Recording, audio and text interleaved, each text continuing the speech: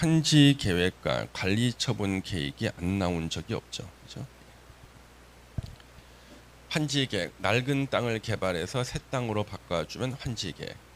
낡은 땅 위에 낡은 건물을 새 땅 위에 새 건물로 바꿔주면 관리 처분 계획. 그러니까 땅만 바꿔주면 환지 계획이고요. 땅 위에 새 건물까지 지어서 바꿔주면 관리 처분 계획이 됩니다. 환지 계획은 도시개발법에 나오죠. 관리 처분 계획은 정비법에 나오고요. 거기 보시면 환지 계획의 시행자는 도시개발 사업의 전부나 일부를 환지 방식에 의해서 시행하려면 환지 계획을 작성하여야 한다. 인가권자가 시험 문제죠. 왜 이게 시험 문제냐면요. 우리 도시개발법에서는요. 인가라는 단어가 몇 번 나올까요? 도시개발법에서 인가는 몇 번 나올까? 요거 제가 지금까지 3번 설명했습니다. 3번인데 기억할 리가 없죠, 그렇죠? 예. 인가가 3번 나옵니다. 예. 도시개발 조합 설립인가 인가가 있고요. 그 다음에 실시계획 인가가 있고요. 실시계획 인가. 그 다음에 환지계획 인가가 있습니다. 그래서 도시개발법에는 인가가 3번 나오는데요. 시험에서는 도시개발조합 설립 인가는 인가권자, 지정권자죠. 지정권자. 도시개발구역을 지정한 지정권자가 인가권자. 실시계획 인가도 지정권자. 근데 환지계획 인가권자는 달라요. 특별자치도지사, 시장, 군수, 구청장입니다. 그러면 시험에서 틀리게 어떻게 내겠습니까? 환지계획 인가는 지정권자로 어떻게 내겠죠, 그렇죠? 예. 이게 시험 문제죠.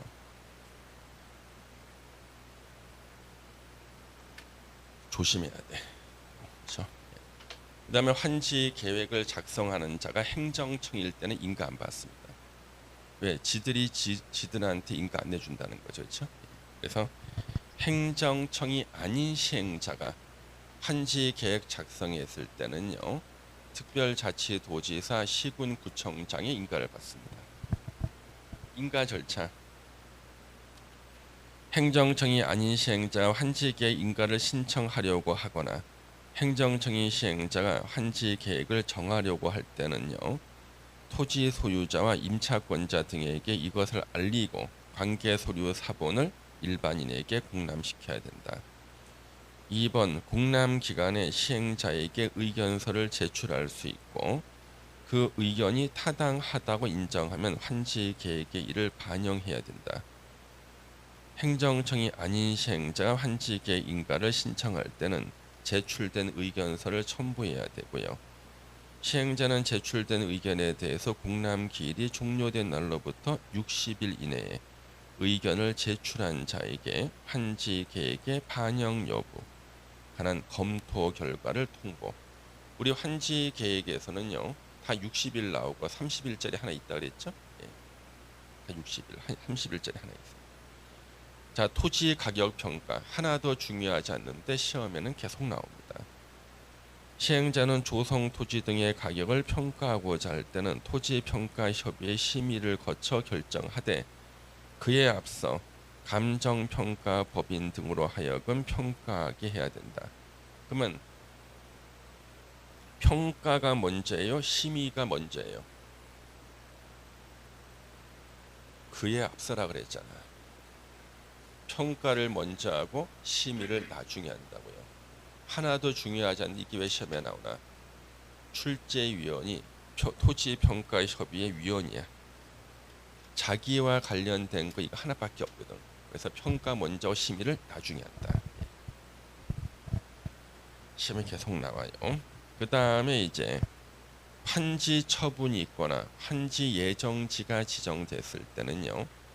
토지 소유자가 이사를 갑니다. 그 뒤에 3명이 따라가요. 임차권자, 지상권자, 전세권자. 그래서 줄여서 임차권자 등이 따라가는데 가봤더니 종전 땅보다 안 좋은 땅이야. 임대료 감액 청구. 반대로 더 좋은 땅이야. 그러면 토지의 소유자가 임대료 증액 청구. 서로 상대방에게 임대료 증감 청구를 할 수 있고, 여기에 응하기 싫으면요, 권리를 포기하거나 계약을 해지해서 의무를 면할 수가 있고요. 그로 인해서 손실이 생겼다. 손실 보상도 청구할 수가 있고요. 이와 같은 청구는 다 60일 내에 해야 됩니다. 60일 내에 해야 된다. 청구는 다. 이제 환지 계획 작성 기준이 나오죠. 자, 환지 기준. 종전의 토지 및 환지의 위치, 지목, 면적 요 세 개가 객관적 기준이죠. 위치, 지목, 면적을 고려한다. 그다음 이제 주관적 기준이 있어요. 토질, 토지의 비옥도, 수리, 물의 이용, 이용 상황, 환경, 기타 사항을 종합적으로 고려해서 합리적으로 결정한다. 뭐 환지 기준이 되지 않는 게 있죠. 토지의 형태, 토지의 형태, 네모나냐, 동그라냐 이런 기준이 안 돼. 그 다음에 우리 토질은 기준이 되지만 토양은 안 돼. 토양, 현무암 토양을 석회암 토양을 바꿔줬다. 상관없어. 기준이 안 돼. 토지의 가격. 아니 비싼 땅은 비싼 땅을 바꿔줘야 되는 거 아닙니까? 가격은 고려사항이 아니에요. 왜? 환지 기준이 7개가 가격을 구성하는 요소이기 때문에 그것만 고려하면 가격은 자동으로 고려가 됩니다.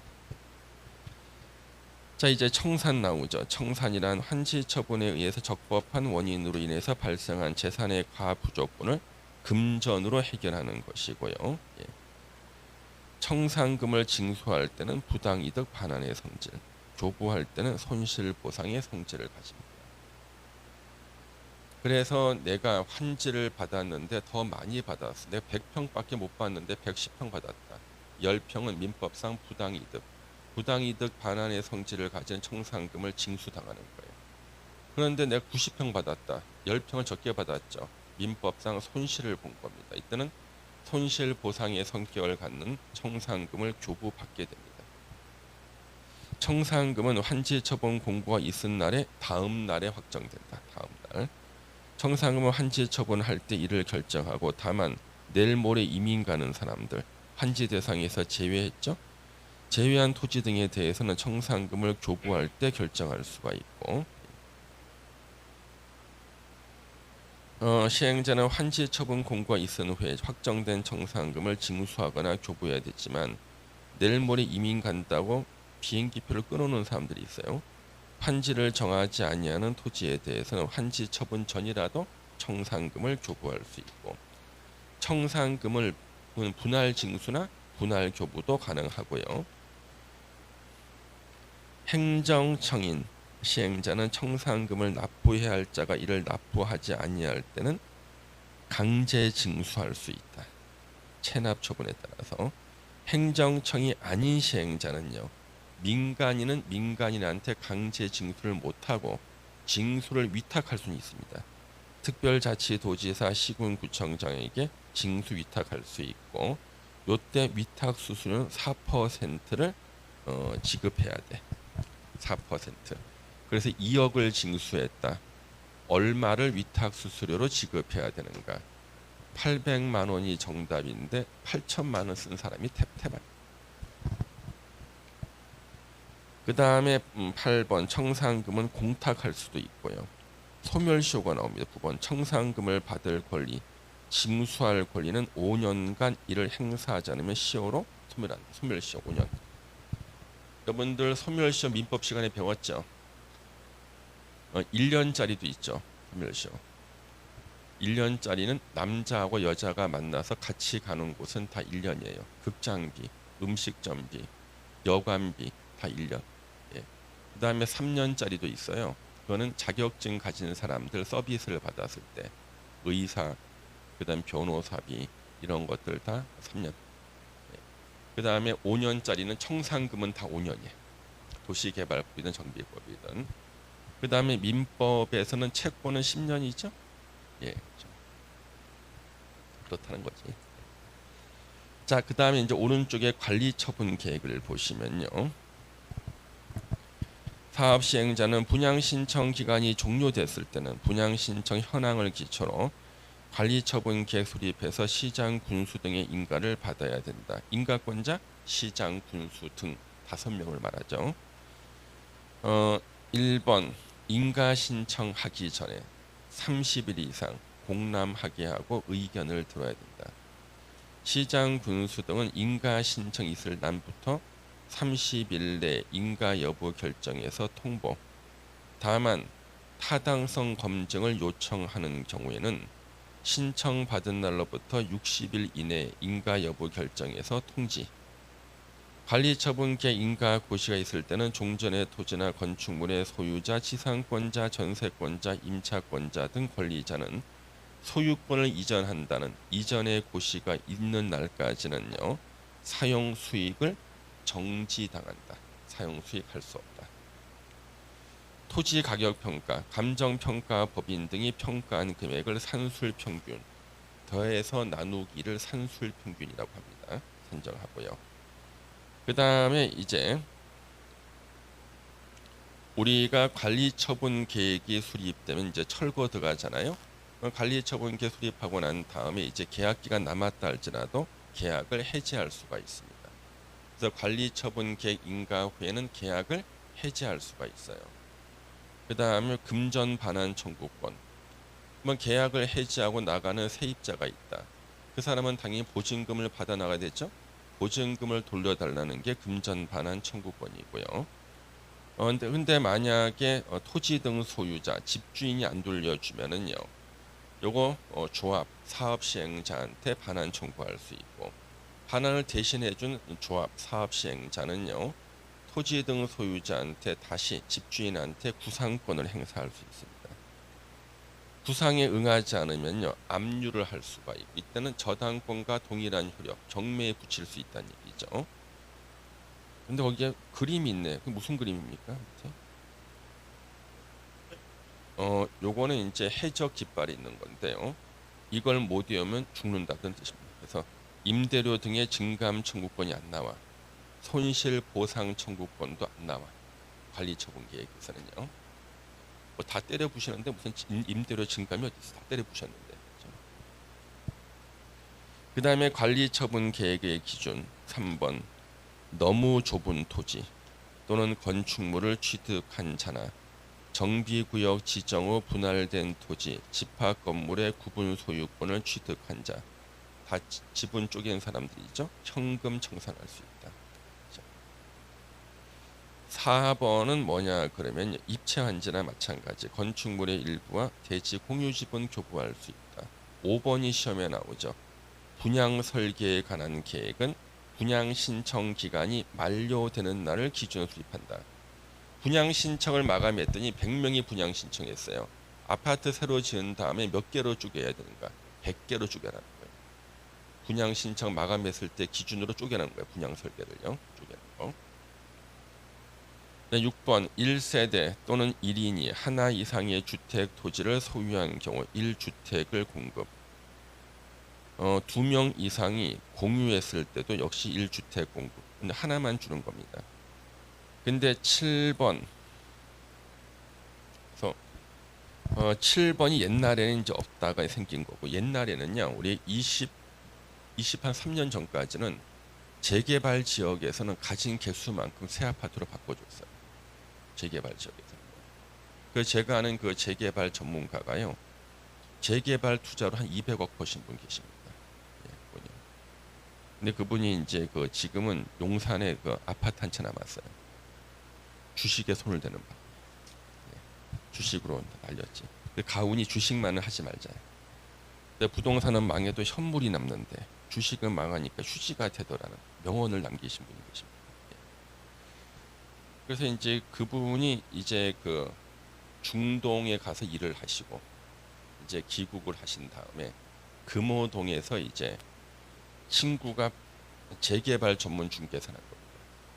그 친구가 원룸이 나왔으니까 사라 그런 거예요. 근데 그 원룸이 24개짜리가 다세대로 허가받은 거라서 원룸 한 개당 25평짜리 아파트 분양권이 나온 거예요. 샀어 자기가 통으로. 그러니까 사우디에서 번 거 가지고 사고 난 다음에 근처 다른 중개사가 와서 네가 산 가격의 2배를 줄 테니까 팔으려고 그런 거예요. 근데 팔았습니다. 근데 사간 그 중개사는 실수요자한테 본인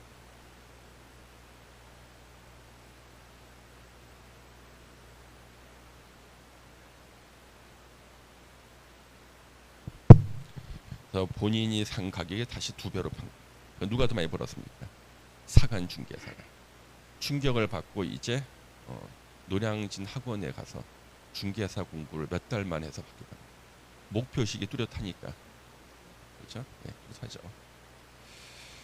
그래서 이제 합격을 하고 바로 금호동에다가 부동산을 개업해가지고 좋은 거 있으면은 자기가 사고, 그다음에 조금 괜찮은 거는 친구들이나 친척들한테 소개시켜주고, 문 열고 들어오는 로드 손님한테는 망하지 않을 만한 거 소개시켜주고.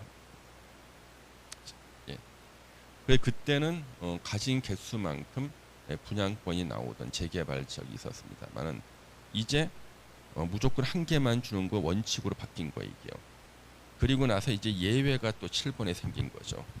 2개 이상의 분양권을 줄 수 있는 예외가 생긴 겁니다. 가로 1번 2명 이상이 1토지를 공유하는 경우. 토지가 너무 큰 거야. 그래서 이 정도 면적이면 분양권 한 서너 개 줘야 되는데 공유했다는 이유로 하나만 주는 건 불합리하다. 2개 이상 줄 수 있다. 토지면 엄청 큰 걸 말합니다. 그 다음에 가로 2번은요.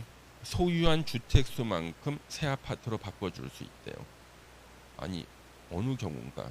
과밀 억제 권역에 위치하지 아니한 재건축 사업의 토지 등 소유자. 서울 전부 다 과밀 억제 권역. 북쪽으로 의정부, 남쪽은 수원이에요. 근데 과밀 억제 권역이 아닌 곳에서는요. 재건축을 안 해요. 안 하는데 그 돈이면 차라리 새 아파트 사는 게 싸게 먹혀. 근데 무슨 가진 개수만큼 주겠다 그래. 그렇죠? 별 도움이 안 된다. 혹시나 해가지고 다만 투기 과열지구나 조정 대상 지역일 때는 하나만 준다.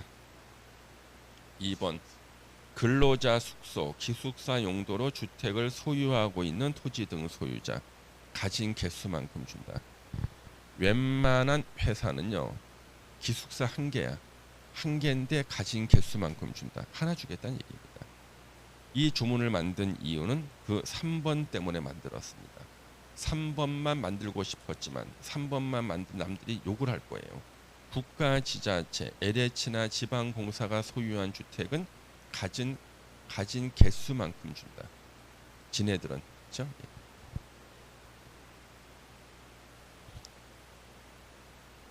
그래서 이걸 만들려고 만든 겁니다. 그 다음에 이제 작년에 신설된 거. 거기 우리가 과밀 억제 권역에서는 가진 개수만큼 주고, 근데 투기 과열지구나 조정 대상 지역 하나만 주는데요. 투기 과열지구와 조정 대상 지역은 기습적으로 지정이 돼요. 그래서 그런 경우에는요. 지정되기 전에 한 명의 토지 등 소유자로부터 토지 또는 건축물의 소유권을 양수해서 여러 명이 소유하게 되는 경우는 양도인과 양수인에게 각각 1주택을 공급할 수 있다. 이게 무슨 말이냐 이런 거예요. 갑이라는 사람이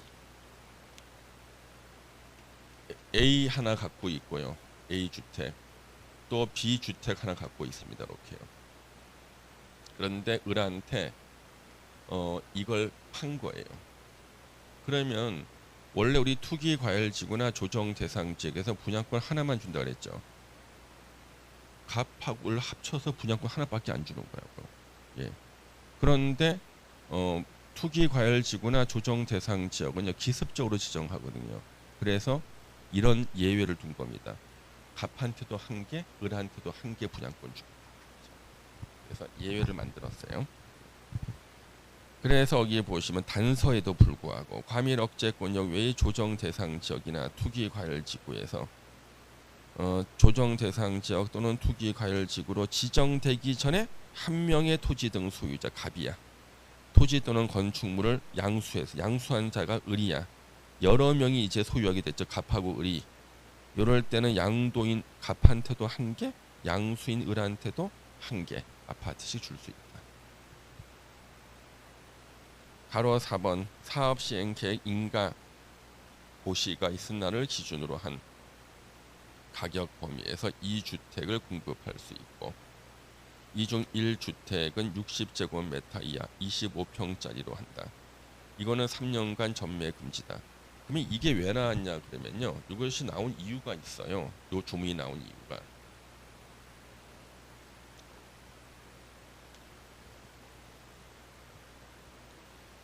도로가 이렇게 있고요. 여기에 상가 주택이 있는 거예요. 아래층은 상가, 위에층은 주택. 이게 이제 그 감정평가액이 한 12억 나간대요. 그러면 이렇게 상가 주택, 아래층은 상가에서 월세 받고 위에 주택에 잘 살고 있는 은퇴자가 있습니다. 그런데 이 사람한테 이제 재개발할 테니까 동의를 해달라고 하는 거죠. 예? 조합 설립의 동의. 이 사람은 동의할까요? 이 사람이 동의를 해서 만약에 재개발이 되면 이 사람은 40평대 아파트를 하나 받아 8억짜리 하나 받고 플러스 청산금 4억을 받게 돼요. 이 사람은 이걸 원하지 않아. 월세 꾸준히 받고 있는데 그렇죠. 그래서 이런 사람들이 동의를 안 하니까 재개발 조합 설립이 안 돼요. 그래서 나온 게 너한테 하나 더 주겠다는 거예요. 25평짜리 4억짜리를 주겠다. 이 집에는 네가 살고 요거는 월세를 받아라 임대해서. 그러면 이 사람은 이제 마음이 흔들리기 시작해.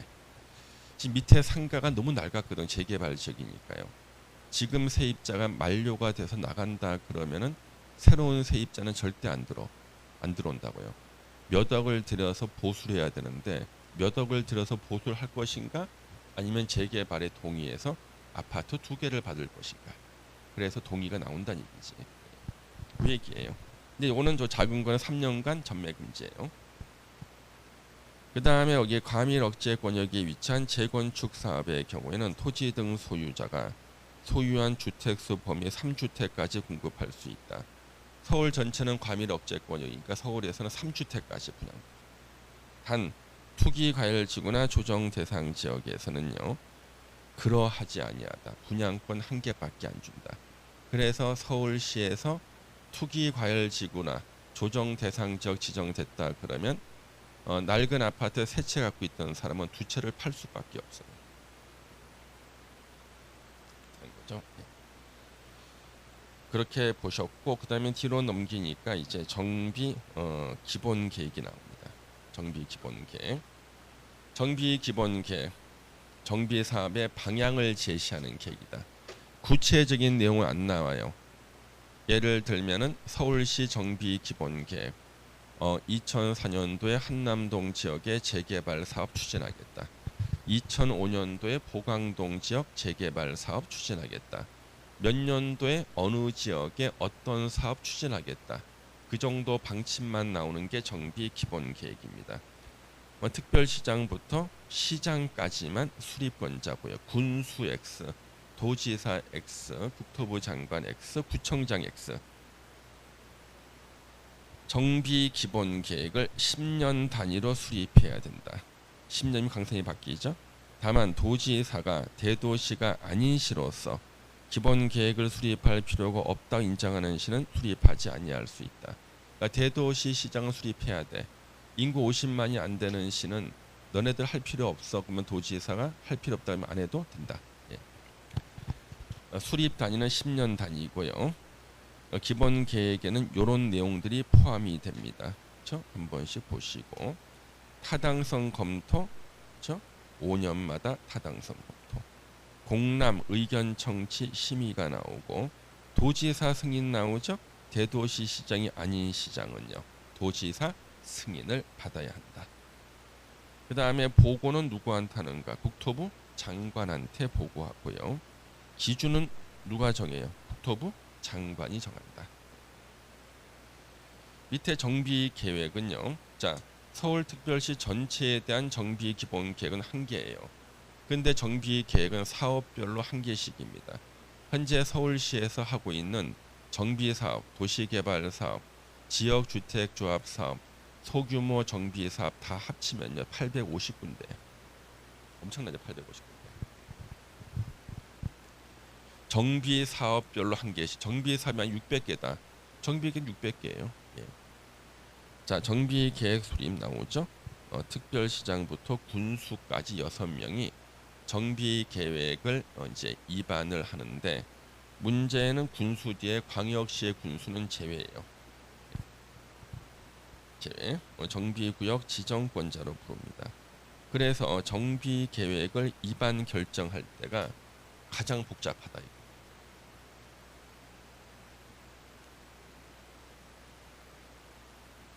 그래서 이쪽 조문이 아주 이해하기 힘들게 돼 있어요. 자, 1번 절차가 있습니다. 특별시장, 광역시장, 특별자치시장, 특별자치도지사, 시장 군수, 단 광역시의 군수는 제외. 인천광역시 강화군수, 울산광역시 울주군수, 부산광역시 기장군수는 제외. 독립성이 없는 군수는 제외. 6명 시장 군수가요, 얘네들이 정비 계획을 입안하고요, 계획을 입안도 하고 정비 계획을 결정도 하고 그리고 정비 구역 지정도 한다. 구역을 지정한다. 이게 1번 절차가 2018년 2월 9일 날 신설이 됐어요. 가끔 제가 날짜까지 얘기하면 사람들이 지가 생각나는 날짜 쓴 것이 아닌가 해가지고 확인을 해보는 거예요. 예전에 제가 민간 자격증 시험 출제로 갔더니 어떤 분이 개정되기 전걸 문제를 만드셨길래, 다른 교수님께서 이거 개정됐습니다 그랬더니 언제 개정됐냐, 2018년 2월 9일 날요. 그러니까 자, 박 교수가 입에서 나오는 대로 말했겠지 해가지고 바로 노트북을 꺼내서 확인해봐서 법제처에 써 있거든. 예. 그다음부터는 이제 그 말 잘 듣다니까. 예. 좀 날짜 신설. 예. 그러면 서울특별시에 있는 모든 한 600개 정비 사업은요, 서울특별시장이 다 정비계획을 다 입안하고 지가 결정, 입안 결정 합쳐 수립이라 그러죠. 그래서 자기가 정비구역 지정까지 할 수가 있다. 예. 그러면 2번 절차는 옛날부터 있던 거예요. 2번 절차. 2번 절차는 뭐냐면 광역시의 군수하고요, 광역시의 군수하고 자치구 구청장, 자치구 구청장. 자치구는 특별시하고 광역시에만 있어요. 구청장이요. 얘를 줄여서 우리는 구청장 등이라 불러요. 그래서 구청장 등이 정비 계획을 입안해서 자기 구에 있는 정비 사업의 정비 계획을 입안을 해서 특별시장이나 광역시장에게 정비구역 지정을 신청하고요. 정비구역 지정을 신청할 수 있다. 지정 신청을 받은 특별시장, 광역시장이 입안해서 가져온 것을 자기가 결정권자니까 결정하고 정비구역을 지정할 수 있다. 이게 옛날부터 있던 절차. 예전에 이거 하나밖에 없었어. 그러다가 갑자기 서울시장이 나도 하고 싶다 그래서 2번을 만들어 준 거예요. 예. 왜냐 그러면 1번이 없었을 때 보세요. 서울특별시에서요, 자기가 정비구역을 지정하고 싶은 서울특별시장은 자기 마음대로 지정을 못해요. 누가 지정 신청을 해야 되는 거예요? 구청장이 정비계획 입안해서 정비구역 지정 신청하면 신청을 받았을 때만 정비구역 지정할 수 있죠. 불만스럽지. 그래서 서울시 전체는 다 내가 정비계획 입안하고 결정하고 정비구역 지정하고 싶다. 그래서 1번을 만든 거예요. 근데 실제로는 다 2번으로 하죠. 그러면 성동구에서 성동구 금호동 제20구역 재개발 구역이 있습니다. 그러니까 성동구 금호동의 금호 20구역 재개발 구역은 정비계획 위반을 성동구청장이 해요. 그 서울특별시한테 정비구역 지정 신청하면 보고 서울특별시장이 정비계획을 결정하고 정비구역 지정하는 거. 이게 전통적인 방법이고 지금 이렇게 해요. 근데 1번을 만들어 놨어요. 그래서 바로 그 얘기가 지금 나오는 거죠. 그래서 동그라미 1번, 2번을 보면 6명 시장 군수는 가로에 정비구역 지정권자라고 돼 있죠. 그렇죠? 예. 정비 계획을 결정해서 정비구역 지정할 수 있다 그랬죠? 그럼 결정권자와 정비구역 지정권자 같네. 근데 동그라미 2번은 지정권자는 정비계획 위반할 수 있다고 돼 있죠. 그럼 결국에 뭐야? 위반, 결정, 지정을 6명이 하는 거지. 이렇게 복잡하게 써놨어요. 동그라미 3번 옛날부터 있던 거. 구청장 등은 정비계획 위반해서 특별시장, 광역시장에게 정비구역 지정을 신청하여야 한다. 아니 지정 신청할 수 있다고 가르쳤잖아요. 학우분께서 우리 세종사이버대 학생이 저한테 항의했습니다. 교수님은 정비구역 지정 신청할 수 있다고 그랬는데 법에는 신청하여야 한다고 돼 있지 않습니까? 그러면은 성동구청장이 정비구역 지정 신청하기 싫은데도 항상 해야 돼? 하여야 한다는 것은 지정 신청을 하든 안 하든 그거는 구청장 마음인데 정비구역 지정 신청을 하려면 입안을 하여서 지정 신청해야 된다는 뜻이에요. 입안을 해야 된다는 뜻이에요. 지정 신청을 하기 위해서는 정비 계획을 입안해서 해야 된다는 뜻이고요. 지정 신청하기 싫은데 항상 해야 되는 게 아니에요. 예. 그래서 요거 항의하신 분 5점 감점했습니다. 예, 감점 바로 감점 들어가요. 예. 불신지옥. 불신지옥. 그래서 제가 가끔 물어봅니다. 학생들한테 믿습니까? 그러면 믿습니다. 예. 불신지옥. 그래서 여기 정비 계획 내용 나오죠. 이번에 새로 개정된 게 그거잖아요. 2에2 토지 등 소유자 유형별 분담금 추산액 및 산출 그거. 토지 등 소유자 유형별 주택 소유한 사람, 토지 소유한 사람 그렇지 않겠습니까? 예, 상가 소유한 사람, 유형별이지. 세입자 주거 대책도 나오고 보시면 되겠습니다. 그다음 이제 17페이지로 들어가면은 개발행위 허가제가 나와요. 개발행위 허가. 개발행위 허가는 국토계획법에서 한 2문제 나오고요. 도시개발법, 정비법 둘 중에 하나에서 한 3문제 나옵니다. 그럼 개발행위 허가를 공부를 못하면은요, 어차피 시험장 가봤자 성적 안 나옵니다.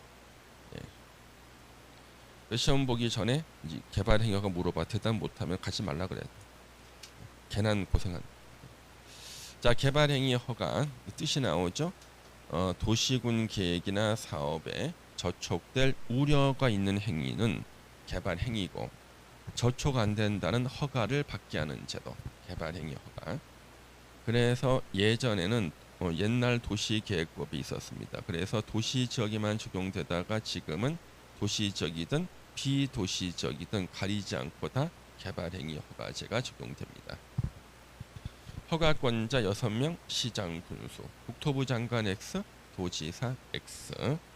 허가 대상 행위가 시험에 가장 많이 나왔죠. 건축물의 건축, 공작물의 설치, 토지 형질 변경, 토석 채취, 토지 분할, 물건 적치. 그러면 토지 형질 변경에서요. 경작을 위한 토지 형질 변경은 개발행위 허가를 받지 않는다. 경작을 위한 토지 형질 변경은 개발행위 허가 안 받고 해요. 단 경작을 위한 토지 형질 변경이라도 지목 변경을 수반할 때, 지목 변경이 수반될 때는요, 개발행위 허가를 받아야 돼. 근데 지목 변경이 수반된다 할지라도 전답 사이에 지목 변경은요, 개발행위 허가를 받지 않는다. 물을 부으면 답이 되고 빼면 전이 되거든. 그렇죠? 거기까지 기억하셔야겠어요. 그 다음에 토지 분할은요. 건축법에 따른 건축물이 있는 대지는 제외. 건축물이 있는 대지를 분할할 때는 건축법에 따라 분할이야. 건축물이 없는 토지를 분할할 때 개발행위 허가를 받고 분할합니다. 그다음에 이제 물건을 1개월 이상 쌓아놓을 때 녹지 관리 농림지역. 자, 농림지역 안 나오죠? 녹지 관리 자연환경 보전 지역. 이거 농림지역은 물건 적치할 때 개발행위 허가 받는 게 아닙니다. 농림지역은 제외. 다른 법률 적용이 되는 경우 있습니다. 그래서 사방사업법이나 그 다음에 산림자원의 조성 및 관리에 관한 법률이 적용되기도 하고 산지관리법이 적용되기도 한다. 그래서 개발행위 종류 중에서 토지 형질 변경이나 토석 채취에 대해서는 전문 법률이 있을 때는 그 법이 우선 적용되고요. 그 다음에 이제 거기 보시면은요, 우리가 개발행위 허가 대상 5개가 있을 때 우리가 허가를 받지 않는 경우가 있죠. 도시군 계획 사업에 의한 개발 행위는 도시군 계획 사업에 의한 개발 행위는 허가를 받지 않는다.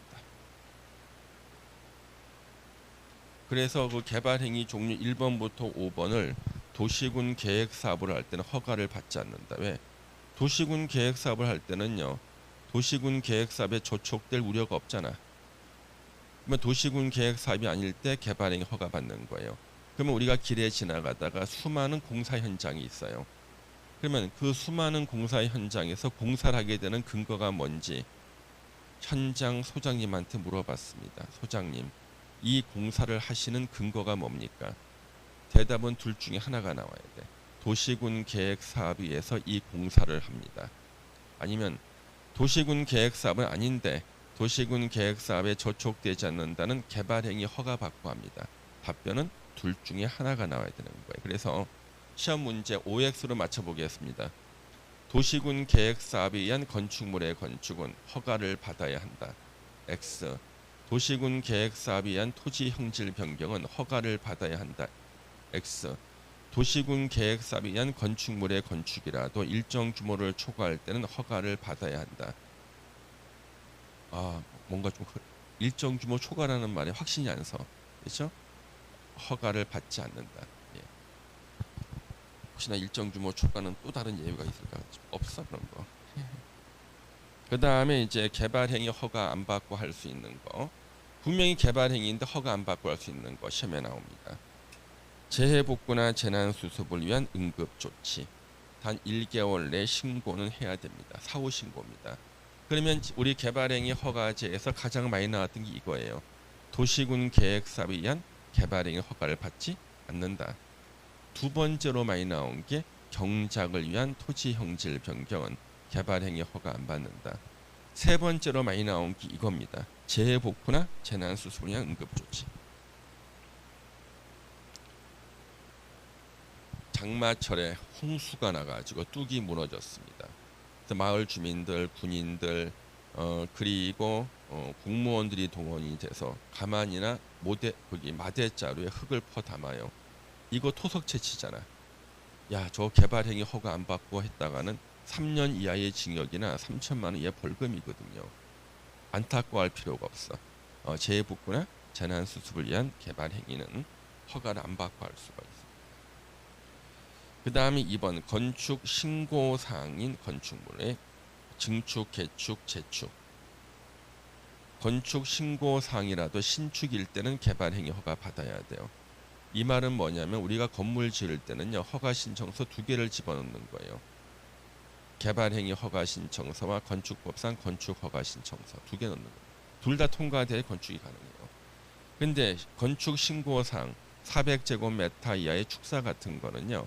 신축할 때는 개발행위 허가 받지만 증축, 개축, 재축할 때는 개발행위 허가 안 받고 할 수 있고요. 그 다음에 3번에 경미한 행위.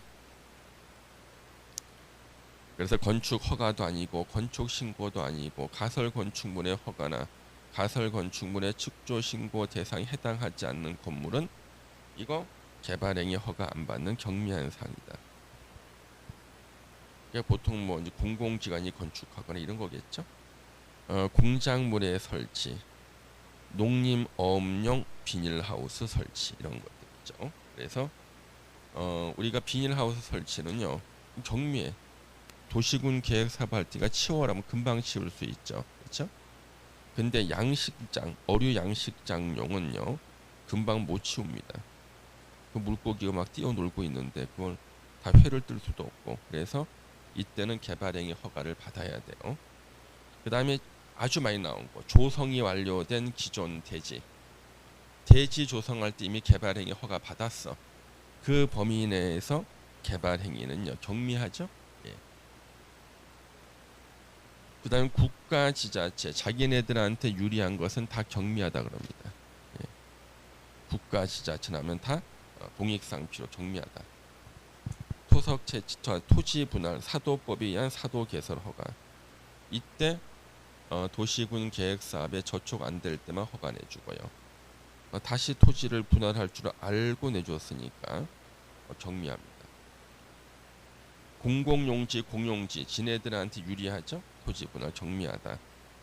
그 다음에 행정재산 중 용도 폐지되는 부분의 분할, 일반 재산 매각 교환 양효하기 위한 분할, 이거 다 행정기관한테 유리합니다. 경미하다. 토지 일부가 도시군 계획시설로 지형도면 고시가 됐다. 이때 이미 도시군 관리 계획이 결정됐고 그 범위 내에서 토지 분할 경미하다. 너비 5m 이하로 이미 분할됐다. 이때 이미 개발행위 허가 받았어. 그 범위 내에서 분할 제한 면적 이상으로 분할은 경미하다. 그렇죠? 예. 경미한 행위들. 예. 그다음 뒤로 넘기시면은 개발행위 허가 신청서 제출이 나오죠. 제출. 그렇죠? 예. 그래서 기반 시설의 설치나 용지 확보, 유해 방지 등에 관한 계획서를 첨부한 개발행위 허가 신청서를 제출하고요. 그 다음에 기반 시설을 추가 설치할 땅이 없는 곳이 있죠. 개발 밀도 관리 구역에서는 기반 시설 설치에 관한 계획서를 제출하지 않습니다. 의견 청취 시험에 2번 나왔습니다. 그러면 개발행위 허가 신청하면 도시군 계획 사업에 대해서 저촉되는지 저촉 안 되는지를 확인해 보고 도시군 계획 사업에 저촉 안 될 때 허가 내주는 거거든요. 그러면 도시군 계획 사업에 저촉되는지 안 되는지는 누가 제일 잘하는가? 도시군 계획 사업 시행자. 도시군 계획 사업 시행자의 의견을 들어야 된다. 의견을 들어야 된다를 갖다가 동의를 받아야 된다고 시험에 2번이나 틀리게 냈습니다. 허가권자의 처분요. 15일 내 허가 불허가 결정합니다.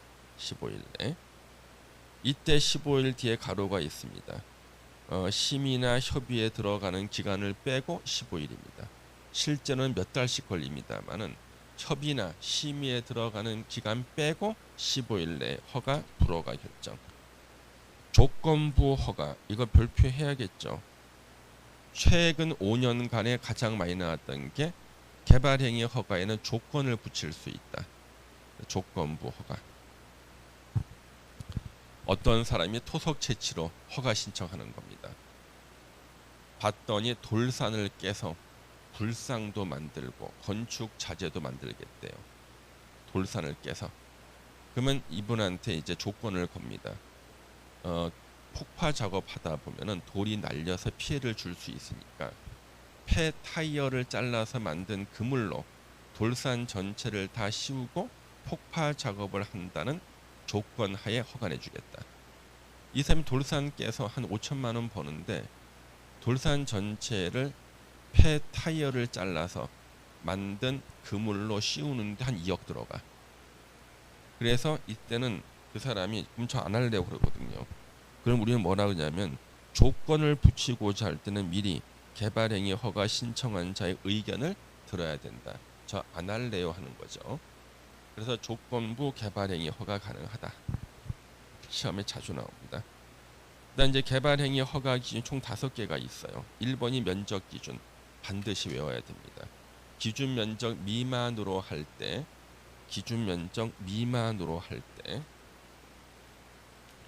개발행위 허가내 줍니다. 기준 면적 미만으로 할 때. 그래서 학생들이 이걸 워낙 면적을 못 외워가지고 제가 이거 면적을 갖다가 암기시킨다고 말 잘못했다가 돌 맞을 뻔했습니다. 여학생들한테. 그래서 돌 안 맞으려고 제가 그냥 외우라고만 합니다. 예전에 이거 잘못 말했다가 돌 맞을 뻔했거든요. 여학생들한테. 그래서 여기 생산 녹지, 자연 녹지, 상업 지역, 주거 지역 1만 제곱미터 미만으로 할 때만 허가 받을 수 있어요.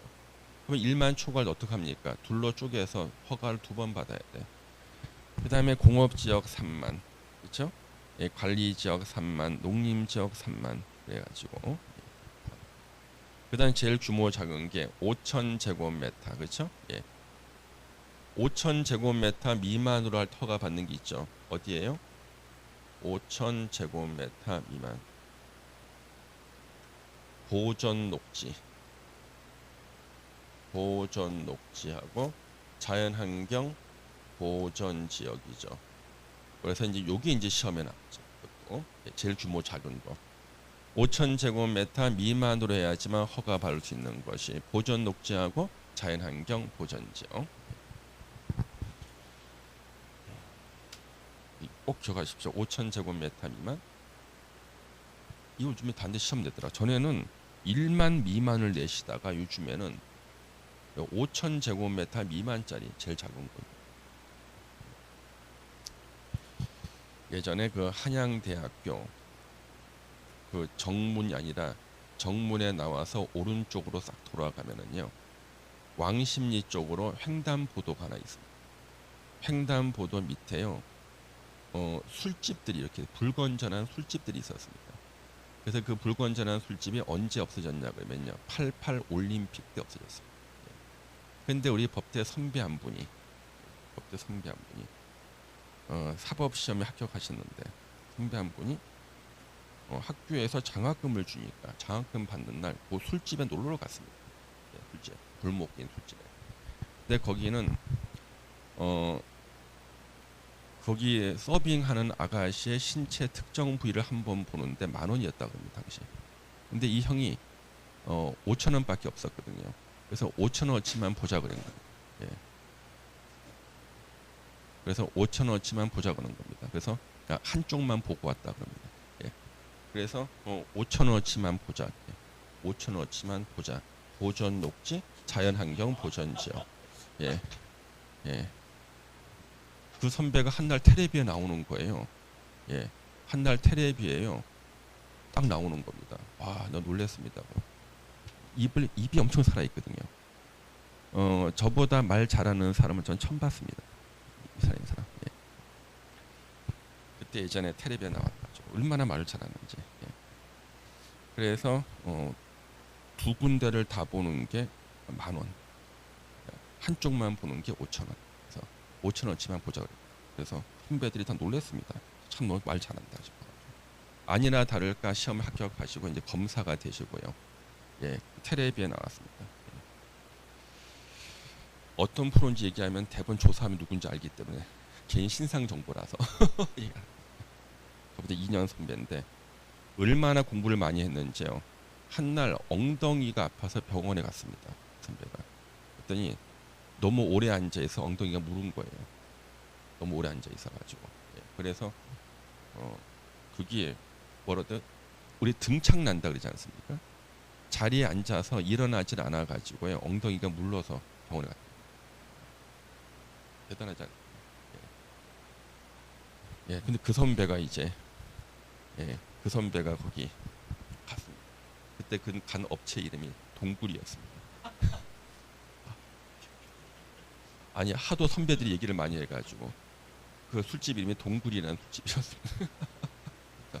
그래서 한쪽만 보고 왔답니다. 5,000원어치. 자 그러면 내년 우리 올해는 일단 지금까지는 생산 녹지, 자연 녹지, 상업 지역, 주거 지역 1만 미만 주로 시험에 나왔거든요. 근데 최근에 봤더니 5,000을 내시는 거예요. 규모 제일 작은 거. 보전 녹지, 자연 환경 보전 지역 5,000.